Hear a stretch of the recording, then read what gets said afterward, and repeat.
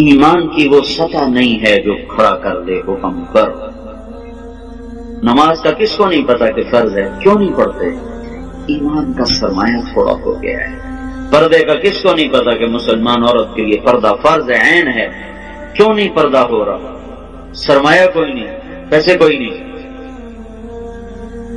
اور پیسے سے چیز خریدی جاتی ہے، ایمان سے چیز خریدی جاتی ہے، اطاعت ایمان سے آتی ہے، کیوں پردہ اٹھ گیا؟ ایمان کی حرارت۔ ایک عورت جب 5 ہجری میں پردے کا حکم آیا تو رات کو حکم آیا، کسی کو پتا چلا کسی کو نہیں چلا۔ فجر کی نماز میں عورتیں بھی آتی تھی مسجد میں، ایک الگ جگہ بنی تھی۔ جب ایک خاتون آئی، دیکھا تو ساری عورتیں پردے چادروں میں چھپی، تو تمہیں کیا ہوا؟ کہنے کی تجھے خبر نہیں رات کو پردے کا حکم آ گیا؟ کہ اچھا مجھے تو کوئی پتا نہیں، رات کو اللہ نے کہہ دیا ہے۔ تو انہوں نے اسی وقت نماز کے بعد ایک بچے کو بھیجا، کہا جاؤ بیٹا میرے گھر سے چادر لے کے آؤ۔ وہ بچہ گیا، گھر سے چادر لے کر آیا، پھر چھپا کے چہرے پہ چھپا کے جب گھر پہنچی تو ان کے خامن نے فرمایا جب تمہیں پتہ ہی وہاں جا کے چلا تھا تو اس تکلف کی کیا ضرورت تھی، یہیں آ کے شروع کر دیتی۔ تو فرمانے لگی اللہ کے حکم کا پتہ چلنے کے بعد میری جرأت نہ ہوئی کہ ایک قدم بھی اس کی مرضی کے خلاف اٹھا۔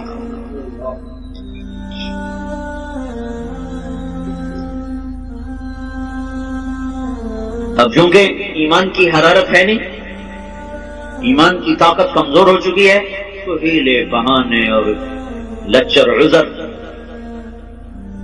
حضرت فاطمہ رضی اللہ تعالیٰ کا انتقال ہونے لگا تو اپنی خادمہ سے کہا، حضرت علی موقع پر موجود نہیں، کہا کہ غسل کا پانی رکھا، پانی رکھا، انہوں نے غسل فرمایا کہ میرا فلان جوڑا نکالا، کہ چارپائی میری بیچ میں تھا، انہوں نے کمرے کے بیچ میں چارپائی کر دی، ایسے لیٹی، قبلے کی طرف منہ کر کے کہنے لگی میں مرنے لگی ہوں، علی سے کہنا میرا غسل ہو چکا ہے، میرا کوئی کندھا بھی نہ ننگا کرے، میرا کوئی نہ سطح کھولے، میں نہا چکا ہوں، میرا غسل ہو چکا۔ ان کو مرنے کے بعد بھی یہ فکر ہے کہ میرا کندھا ننگا نہ ہو۔ آج کے لباس نہیں دیکھتے ہو، ساری کمر ننگی ہو رہی ہے، سارے بازو ننگے ہو رہے ہیں۔ یہ مغرب کی بیٹیاں بن کے عزت پانا چاہتی ہیں، مغرب کی عورت نے آزاد ہو کر بڑا دکھ پایا ہے، مجھے میرے رب کی قسم، اس کی آزادی نہیں، ہلاکت ہے، ہلاکت۔ میں آپ کو چھپاؤ، جتنا چھپو گی اتنا اللہ کے ہاں روشن ہو جاؤ گی، جتنا ظاہر ہوگی اتنا اللہ کی نظر میں ذلیل ہو جاؤ گی۔ یہ تو پاگلوں کا جہان ہے، پاگلوں کے پیچھے چل پڑو گے۔ ہماری مائیں وہ ہیں جنہوں نے موت کے بعد بھی کہا میرا سطر نہ کھلے، کوئی میرا کندھا بھی نہ دیکھے۔ حضرت علی تشریف لائے تو انتقال ہو چکا، تو خادمہ نے کہا کہ یہ فرما کر گئی ہیں، فرمایا ایسا ہی ہوگا، ایسا ہی ہوگا۔ اسی طرح جنازہ اٹھایا گیا، اور پھر اس سے کچھ دن پہلے کی بات ہے، اسماء بنت امیس سے کہنے لگی میری میت کا کوئی ایسا انتظام کرو کہ کسی کو پتہ بھی نہ چلے میرا قد کیسا، میرا جسم کیسا۔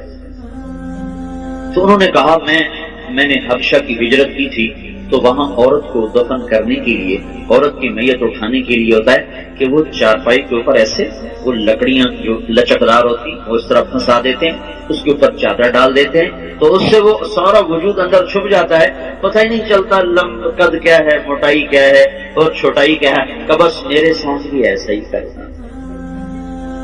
ایک مدد اللہ نے کی کہ رات کو اندھیرے میں اٹھایا، دن کے اجالے میں نہیں اٹھایا۔ ایک پردہ اللہ نے کہا کہ پوری رات کو پردے کا حکم دے دیا کہ محمد کی بیٹی آ رہی ہے، پردہ کرو۔ دوسرا کام اسماء بنت امیس سے کروایا، انہوں نے اوپر لگا دی۔ وہ دستور آج بھی عرب میں چلا آ رہا، حضرت فاطمہ سے شروع ہوا، اسے پہلے نہیں تھا۔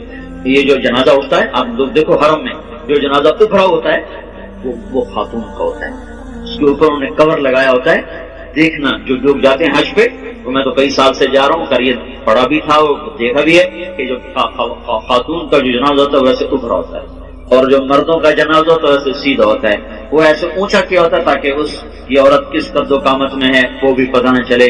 اسلام ایسے حیاؤں والا طریقہ زندگی بتاتا ہے کہ ہماری عورت کا مرنے کے بعد بھی پردہ ہے، یہ زندہ ہو کے باہر نکل رہی ہے، کون ان کو سمجھائے۔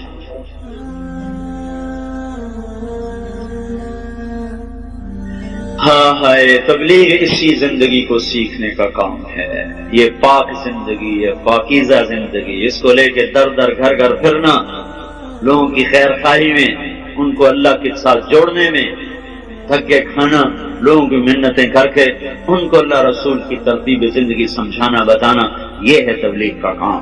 اس کے لیے ہم عورتوں کو بھی نکالتے ہیں، مردوں کو بھی نکال دو، بھائی سیکھو سیکھو۔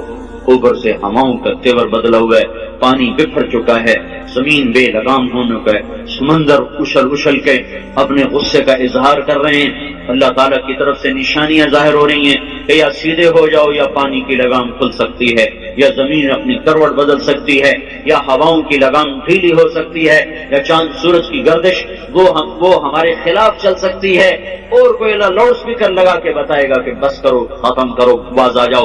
انہی چیزوں سے اللہ بتائے گا کہ لوٹ آؤ لوٹ آؤ لوٹ آؤ لوٹ آؤ۔ اس لیے بھائیو بہنوں، توبہ کرو اللہ کے دربار میں، مانگو اللہ سے معافیاں، اور اپنی زندگی کو اللہ اس کے رسول کی پاکیزہ ترتیب میں لاؤ اور ڈھالو، اس کو نکل کے سیکھو، گھروں میں اس کی فضا بناؤ، بچوں کو لے کے بیٹھو، ان کو آخرت بتاؤ، جنت بتاؤ، جہنم بتاؤ۔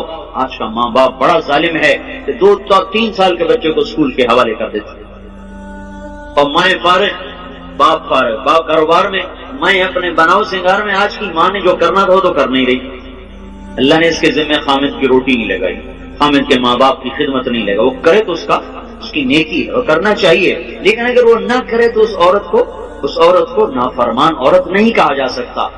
تو پھر اس کے ذمہ کام کیا ہے؟ تھکا دینے والا، کھلا دینے والا، جوڑ درد سے پکار اٹھے، وہ کیا ہے؟ نسل کو تیار کرنا، اس کو تیار کرنا۔ یہ اتنا اوکھا کام ہے کہ دانت کے تلے پسینہ آ جائے۔ جو مائیں کرتی نہیں ہے، وہ اپنی طرح جنگل کے پودے کی طرح جوان ہوتے ہیں، جوان جب ایسے آنکھ دکھاتے ہیں تو پھر ماؤں کے کلیجے پھاڑتے ہیں۔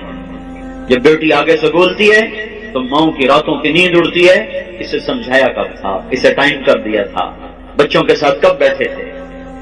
مدرسہ تربیت کی جگہ نہیں ہے، نہ خانقاہ تربیت کی جگہ ہے، نہ تبلیغ تربیت کی جگہ ہے۔ سب سے بڑی اور سب سے طاقتور تربیت کی جگہ ماں کی گود ہے اور باپ کا سایہ ہے۔ ماں نے گود خالی کر کے ٹیوٹر کے حوالے کر، ٹیوٹر کے پیٹ سے نکلا ہے کہ تمہارے پیٹ سے نکلا ہے؟ ہاسٹل میں 11 سال کا تھا، میرے باپ نے مجھے ہاسٹل میں ڈالا، چھوٹے چھوٹے بچوں کو ہاسٹلوں میں دھکا دے دیا، فارغ تو وہ جنگلی جانور کی طرح اور جنگل کے کانٹے دار جھاڑی کی طرح وہ پروان چڑھتے ہیں، انہیں کیا خبر کہ ماں کیا ہے، باپ کیا ہے۔ تو اللہ کا احسان ہوا، تبلیغ کا کام چلا اور اللہ تعالیٰ نے ہمیں راہیں سجھا دی، دکھا دی۔ اپنی اولاد کے لیے وقت نکالو، گھروں میں بیٹھو، صحابہ کی سیرت پڑھو، حضور کی سیرت پڑھو، جنت جہنم کے واقعات سنو، پڑھو، سناؤ، ان کے معصوم ذہنوں میں ڈالو، تو آگے جب چڑھیں گے، پروان چڑھیں گے تو کچھ اپنے اوپر پھلدار ہو کر وہ نکلیں گے، ورنہ تو وہ کانٹے دار جھاڑیاں بنیں گے، کانٹے دار۔ سے وقت دو، اپنے آپ کے لیے وقت نکالو، اپنی نسل کے لیے وقت نکالو، اپنے گھروں کو مسجد بناؤ، گھروں کو مسجد بناؤ۔ زبان کا بول بڑی طاقت رکھتا ہے، زبان کے بول میں اللہ نے اثر رکھا ہے۔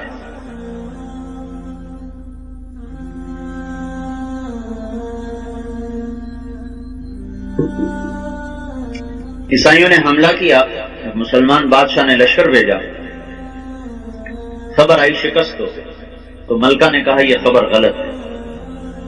بادشاہ نے غصے میں کہا کیسے غلط؟ خبر باہر سے آئی، تو اندر بیٹھ کے تو غلط کہتے، تو چپ ہو گئی۔ کچھ دنوں کے بعد خبر آئی کہ واقعی خبر غلط تھی، پتہ ہوئی۔ تو بادشاہ نے اپنی بیوی سے پوچھا تو نے یہ اتنے دعوے سے بات کیوں کہی تھی؟ اس نے کہا بات یہ ہے، جب یہ میرا محسوس ہوا کہ میرے پیٹ میں کوئی امانت ہے تو میرے منہ پہ ایک لقمہ بھی حرام کا نہیں آیا، میں نے کوئی مشتبہ کھانا نہیں کھایا۔ پھر جب یہ پیدا ہوا، یہ کون سنا رہی؟ کوئی کسی مولوی کی بیوی نہیں، بادشاہ کی بیوی کا سنا رہا۔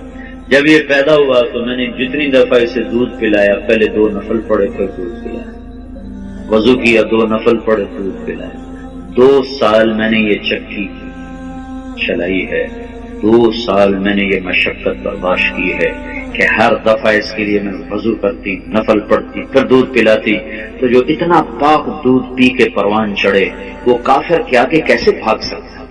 یہ خبر اگر آتی کہ شکست ہوگی اور میرا بیٹا شہید ہو گیا تو پھر اس کو میں مان جاتی، لیکن میں یہ نہیں مان سکتی کہ جس کو میں نے ایسا پاک دودھ پلایا ہے وہ موت کے ڈر سے بھاگ جائے۔ یہ نہیں سکتی، یہ کام آج کی ماں نہیں کر رہی ہے۔ اس کا سلیقہ سیکھنے کے لیے تبلیغ میں وقت دو کہ بچوں کو کی تربیت کرنی کیسے ہے اور گھر کی زندگی کو جنت کیسے بنانا ہے۔ اس لیے بھائیوں بہنوں، پچھلی پہ توبہ کرو، اگلی کے لیے تیاری کرو، اپنے گھروں کو مسجد کا ماحول دو، اپنی زندگی میں پردے کو داخل کرو،